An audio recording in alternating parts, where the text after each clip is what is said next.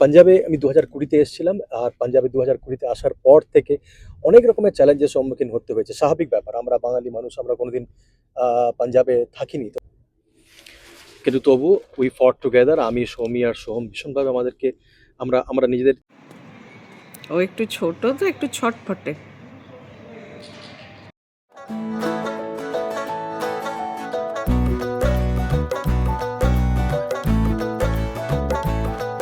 শরীর খারাপ হলে যে কত রকমের মানে ঝক্কি সামলাতে হয়, সেজন্য মানে আমি চেষ্টা করছি এবার শরীরটাকে ঠিক রাখার।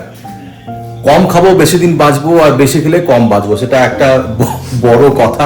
ঠিক আছে, এবার আজকে কি হয়েছে না, কয়েকদিন ধরে আমি 2-3 দিন ধরে আমি ননভেজ খাচ্ছি না। এবার সকালবেলায় মামি দেখছি আজকে আমার জন্য স্পেশালি তোমার ওই কি বলে স্টিমড চিকেন বলস বানিয়ে দিচ্ছে, হেলদি। ওটাতে কোনো ভাজাভুজির কোনো গল্প নেই। আর চিকেন তো ইউজুয়ালি তোমরা সবাই জানো যে চিকেন হচ্ছে একদম লো অন ফ্যাট, লো অন তোমার শরীরের পক্ষে কোনো ক্ষতি হয় না। তো সকালবেলা আজকে ব্রেকফাস্টে 9টা বাজে আমাকে আজকে যেতে হবে তাড়াতাড়ি ডিউটি, আজকে একটা মিটিংও আছে। এই যে মামি বানিয়ে দিচ্ছে আমাদের জন্য। এই দেখো, এগুলো গড়া আছে এখন, মানে এগুলো এখনো স্টিম হয়নি, স্টিম হচ্ছে এইখানেতে। আর এই যে মামি বানিয়ে দিচ্ছে। আর কদিন তুমি থেকে যাও, কটা দিন আর, মানে তোমরা চলে যাবে আর আমার মন খারাপ হবে। তোমরা চলে গেলে আমাদের আবার সেই এক জীবন, আমি সৌমি আর গাপু। আমাদেরও তো একই ব্যাপার। হ্যাঁ, বাপি বলছে আমাদেরও তো একই ব্যাপার। এসে থেকেই মায়েরা আছে না, খুব ফাঁকা ফাঁকা একা লাগবে। হ্যাঁ, ভীষণ একা লাগবে আমাদের। না, পরপর হয়ে গেল না। হ্যাঁ, তো এবার আমি বলছি ওদেরকে যে তোমরা থেকে যাও, এবার তোমাদের তো আর ওখানে কোনো খ্রিস্টান নেই, কিন্তু ওই নিয়ে এলো, আমরা এলাম। নিজেদের ভিটে বাড়ির ব্যাপার, ওরা থাকতে চায় না। বাপি আর মাম্মি আবার ফিরে যাবে। যাই হোক, আমরা ওই মাঝে মধ্যে যাতায়াত চলবে, আমাদের যাতায়াত হবে, ওরা আসবে, ছেলের পরীক্ষাটা হয়ে যায়, তারপরে ওরা এসে বেশ কয়েকদিন থাকবে।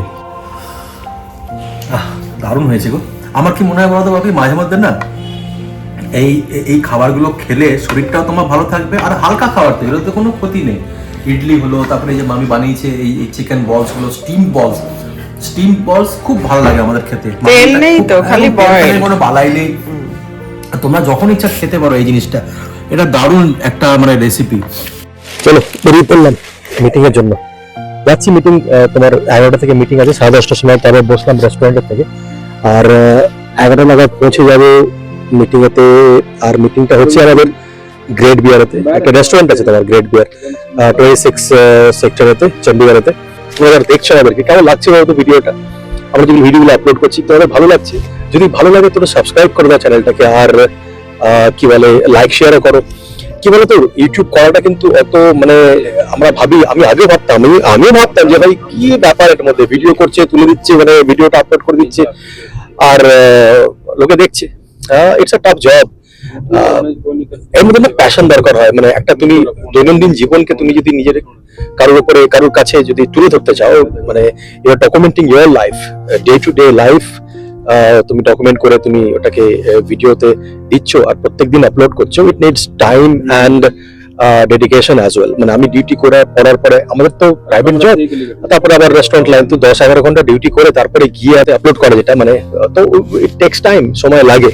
তো তোমরা যদি অ্যাকচুয়ালি কি বলো, তোমরা সাবস্ক্রাইব লাইক শেয়ার করলে কি হয় না, আমাদের মোটিভেশন হয়। করে দাও একটু সময়, খালি একটা ক্লিকে তো লাগে ভাই সাবস্ক্রাইব করতে, ঠিক আছে? তাহলে কি হবে না, আমাদের রোজকার জীবন তোমরা দেখতে পারবে। পাঞ্জাবে আমি 2020 এসেছিলাম। আর পাঞ্জাবে 2020 আসার পর থেকে অনেক রকমের চ্যালেঞ্জের সম্মুখীন হতে হয়েছে। স্বাভাবিক ব্যাপার, আমরা বাঙালি মানুষ, আমরা কোনোদিন পাঞ্জাবে থাকিনি। তো পাঞ্জাবে এসে ল্যাঙ্গুয়েজ প্রবলেম, ফুড ব্যারিয়ার একটা থাকেই, খাবারের ব্যাপার থাকে। প্রথম করোনাতে এসে আমরা ভীষণভাবে আমাদের কষ্ট হয়েছিল, কিন্তু তবু উই ফট টুগেদার। আমি, সৌমি আর সোহম ভীষণভাবে আমাদেরকে আমরা নিজেদেরকে মোটিভেট করতে থাকি। By the grace of God, ঠাকুরের ইচ্ছা, ঈশ্বরের আশীর্বাদে আমরা এখন, তোমাদের ভালোবাসা অফকোর্স আমরা ভালো আছি এখন, ঠিক আছে? তো শেয়ার করো আমাদের ভিডিওগুলো, লাইক করো আর আমাদের দেখতে থাকো। তাহলে কি হবে, তোমরাও দেখবে আমাদেরকে, আমরা কিভাবে এখানে জীবনযাপন করি, ঠিক আছে? চলো মিটিংটা জয়েন করি, তারপর আবার তোমাদের সঙ্গে দেখা হচ্ছে। এইকে দেখো, আমার পাশের বাড়ির পেট, রোদের আরাম সবাই বোঝে।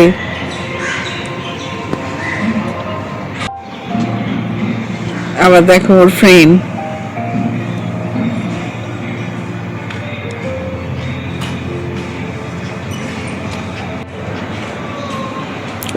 বিছানাটায় বসে পড়েছে, বুঝলি তো ভাবি? ও একটু ছোট তো, একটু ছটফটে। ও বাপি, ওখানে কি করছো? গাছ দেখছি।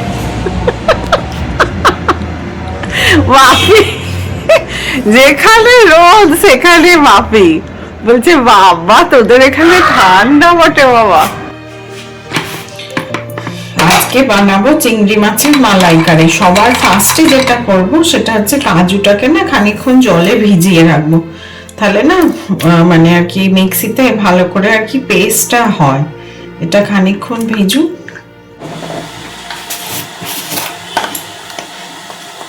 এই সম্পূর্ণ মালাইকারিটা না আমাকে আমার দেবারতী বলে যে আমার বন্ধু আছে ওর কাছে শেখা। ও এত ভালো বানাতো, অনেকবার চিংড়ি মাছ খায় না, কিন্তু ওর বাড়িতে গিয়ে না ও মালাইকারি খেয়ে বলেছিল সৌমি এরকম বানাবে। কি জানি ও খাবে নাকি, ও তো অফিসেই তোমরা জানো লাঞ্চ ডিনার করে, তো এনেছিল। মা বাপিরা এসছে বলে, মা বাপিরা আছে, ওরা তো সামনের উইকে চলে যাবে, তাই বানানো হয়। এরপর কড়াইতে না একটুখানি ভালো ঘি দিয়ে আর ওই নুন হলুদ মাখানো চিংড়ি মাছগুলো একটুখানি ভেজে নেবো।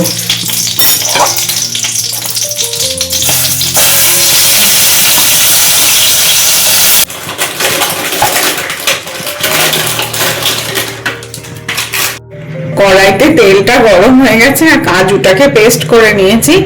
কাজুটাকে পেস্ট করে নিয়ে একটু কাঁচা লঙ্কা দিয়েছি, এটা কড়াইতে দিয়ে দেবো।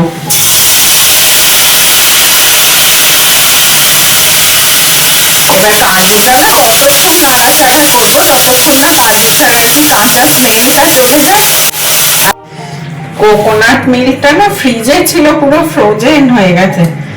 আমার একটু আগে থেকে বের করে রাখা উচিত ছিল। যাই হোক, ওটা যতটা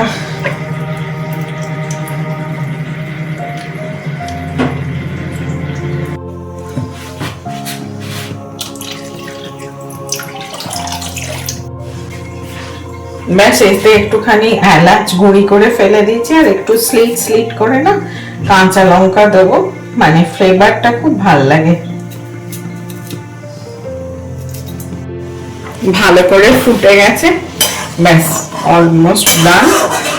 The গলদা চিংড়ি মালাইকারি is ready, and Deva, thank you so much for sharing this wonderful recipe with me. Miss you a lot, Puddu, you and Prantikda. এবার একদিন আমার হাতে বানিয়ে তোমার রেসিপি ওদেরকে খাওয়াবো, দেখবো ওরা কি বলে।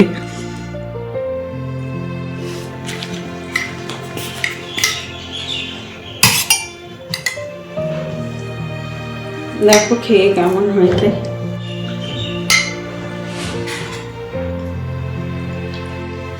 নন ভালোবাসে না, বলছে সেই তো মাছ।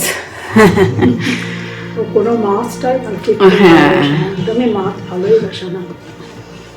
সব বাচ্চারা কত চিংড়ি মাছ আগ্রহ করে খায়। হ্যাঁ, আমরা তো ছোটবেলায় যাতেই চিংড়ি মাছ পড়বে কি আনন্দ।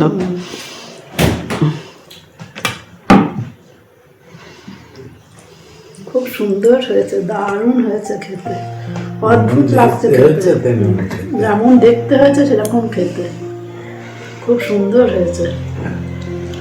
বাপি খাচ্ছ? হ্যাঁ, মালাইকারি তো চট করে খাওয়া হয় না। তোমাকে আর একটুখানি গ্রেভি দিই। হ্যাঁ, খুবই ভালো হয়েছে, যেমন ডেকোরেটেড হয়েছে তেমন টেস্টি। তারপর তো টাইমিং আর কি 5 to 7, তো আমরা 4:30টায় বেরিয়ে গেছি, মানে আর্লি পৌঁছে গেলে না মানে ওয়েট করতে কম হবে। তো আমাকে ডিউটিতে জয়েন করতে হবে না, ফিরে এসে আবার তো ওর তো ওই কোলেস্টেরলটা হাই এসছে না, দেখা যাক কি আর কি, মানে কিছু মেডিকেশন তো কিছু দেবেনি কোলেস্টেরল কম করার জন্য। ডাক্তারখানা পৌঁছে গেছি, ওয়েট করছি আর কি 5টার থেকে দেখা। এই যে লোকটা খেয়ে খেয়ে কোলেস্টেরল বাড়িয়েছে, লোকটা খাওয়া কিছুতেই কম করতে পারবে না, যা পারবে তাই খাবে আর নিজের কোয়ান্টিটি ডাবল খাবে। ছোটবেলা তো আমাকে লোকে বলতো না এত রোগা কেন, এত রোগা কেন। তো আমি ভাবতাম মনে মনে যে ভাই একদিন আমি এমন মোটা হবো না, তোরা বলবি নিজে এত মোটা কেন।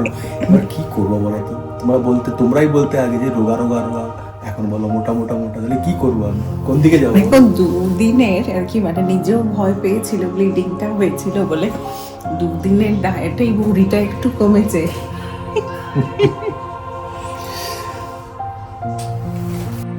না গো, জোকস অ্যাপার্ট, ও ওরকম দেখায় কিন্তু বেসিক্যালি ও নিজে খুবই কম খায়, খুবই কম খায়। হ্যাঁ, বিয়ে বাড়ি গেছিল তো ওখানে গিয়ে একটুখানি তো অনিয়ম হয়েছে, যেটা মেইনলি আমার মনে হয় যে রাত জাগার জন্য না। আর যেটা ও করে ভীষণ কম জল খায়। তো দেখা যাক, কোলেস্টেরলটা এইচডিএলটা বেশি, ওটার মেডিসিন হয়তো দেবেন ডক্টরবাবু। আর দেখি, মর্নিং ওয়াক তো আমরা করি, কি বলে। হলো সারাদিনের দৌড় ধূপ, মিটিং, কাজ কর্ম, ডাক্তার, বদ্যি, ওষুধ পত্র সব। এবার ঘরে ফিরে এসেছি, শান্তিতে ডিনার করেছি, ওষুধ খেয়েছি যা যা খাওয়ার। আর কালকে আমার অফ, মনে আনন্দ, বলে না খুশিকে লাড্ডু ফুটছে, কালকে অফ। খাওয়া দাওয়ার রেস্ট্রিকশন হয়ে গেছে, তবু ঘরে থাকার আনন্দ তো একটা আছেই। কালকে ঘরে থাকবো সবাইকার সঙ্গে, দেখি যদি সন্ধ্যেবেলা দেখি কোথাও ঘুরতে যাওয়া হয় তাহলে ঘুরে আসবো। আর একটা প্ল্যান করছি মার্চ মাসে সুন্দর একটা জায়গায় ঘুরতে যাওয়ার। আর যাই হোক, চলো তাড়াতাড়ি করে ঘুমিয়ে পড়ি, আমাকে আবার রেস্ট্রিকশন দিয়েছে, তাড়াতাড়ি করে ঘুমিয়ে পড়তে হবে। দেখা হবে কালকে তোমাদের সঙ্গে আবার। আর যেটা তোমাদের সব সময় বলি আমি, ভালোবাসবে আর শ্রমিক কি বলি আর একটা, ভালো থাকবে।